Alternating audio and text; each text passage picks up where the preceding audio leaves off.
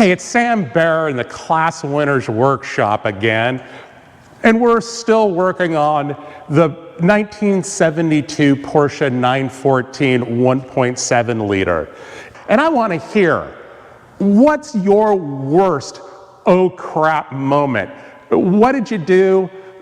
How much did it cost you to fix? Put it down in the comments because I want to hear. Now, we were digging into the brakes, and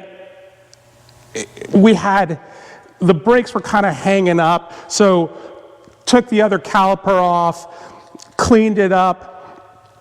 We got everything where it's moving freely, went to go put it back on the car, got it on the car, went to bleed the brakes, and the bleed nut just absolutely snapped off. Oh crap. We tried everything you can think of. Tried welding on a nut, tried using an easy out, using all types of extractors. Nothing worked. Finally, last ditch effort to try to drill the whole thing out. And we went in and managed to go right through the lower body of the brake caliper. It's done, it's toast. And as it turns out with Porsche 914s, front calipers, they're really hard to come by. And there are some places, suppliers that rebuild them, and we did that, but this little one wrong drill is gonna wind up costing, well, about $370 because we're gonna replace both. And since we pretty much destroyed this core, that costs an extra $100.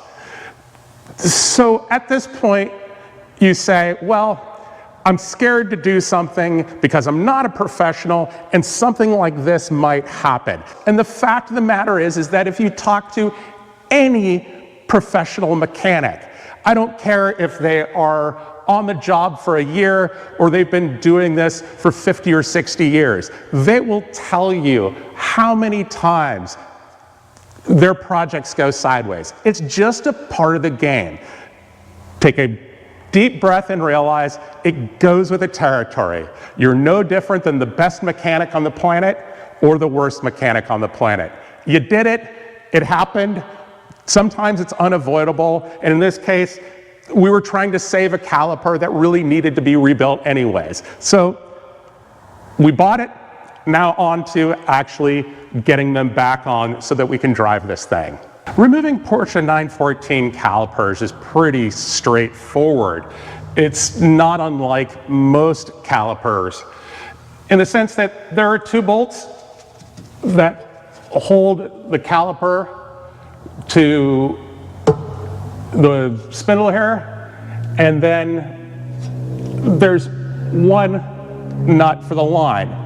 Now, this nut is almost always rusted up, and you hope that it's going to come loose. Now, I already tried lubing it, so we'll try with the 11 millimeter to see if it'll come loose. And we're hoping, because it would suck if we have to make all new brake lines up here, hard lines up here. But let's see if it, oh, there we go, came loose. Lucky, lucky, lucky. All right, so now it's just a matter of getting these two bolts out, and this thing is off.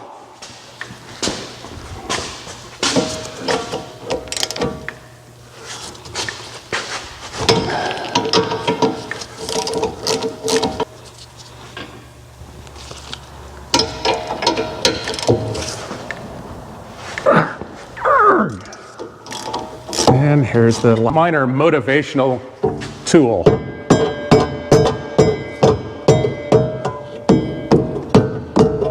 There we go. Now, as you can see, this is really what happens when you let a car sit. You really wouldn't want this in your brake pads anyways, and these brake pads are basically new. There's no wear on them. So let's get out the new calipers and get them on here. Now, you can buy loaded calipers that already have pads and pins and retainers already installed, or you can buy them separately. And just remember, when you're installing non-loaded calipers with all the parts, make sure you get a little bit of grease on there, on the parts that are metal here and on the back of the pads so they don't squeak or rust up. Now, the other thing to keep in mind is you cannot swap the right caliper for the left caliper. Why? Because the bleeder needs to be up, because air bubbles go up. So if you wind up with a caliper like this with a bleeder on the bottom, you'll never get the air out. So make sure you got the right one.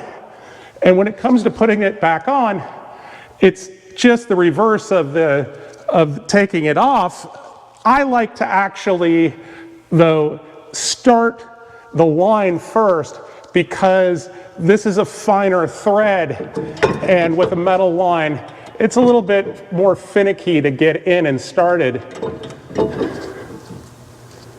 So I like to get it pretty much finger tight all the way down, and then go for the other bolts. And again, go finger tight until you get both of them in, or just get them started, because you may need to kind of wobble stuff around just to get the right alignment. Whatever you do, don't get frustrated and go for the impact, because then you wind up risking damaging the threads. And in the case of where we started off with an oops and a mistake and costing us money, the last thing we want to do is do more damage.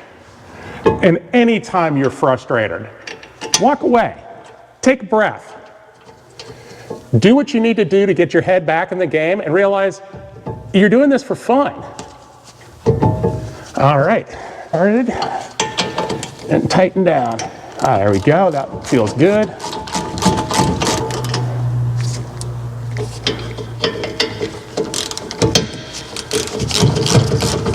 Torque specs for calipers, but if you go to this much, elbow says that's perfect. Click and click, you'll be fine. All right, let's get this line tightened up.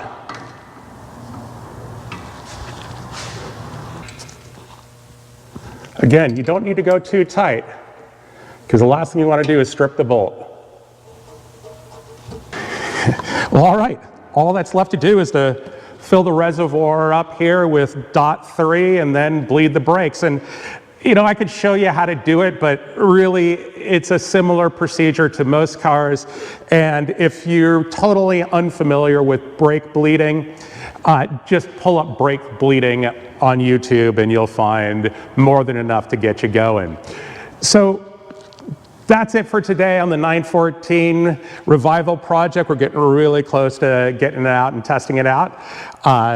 So from the workshop, Sam Barris signing off, reminding you that life's too short for ordinary cars, and life is definitely too short to fixate on things that frustrate you and cost you money.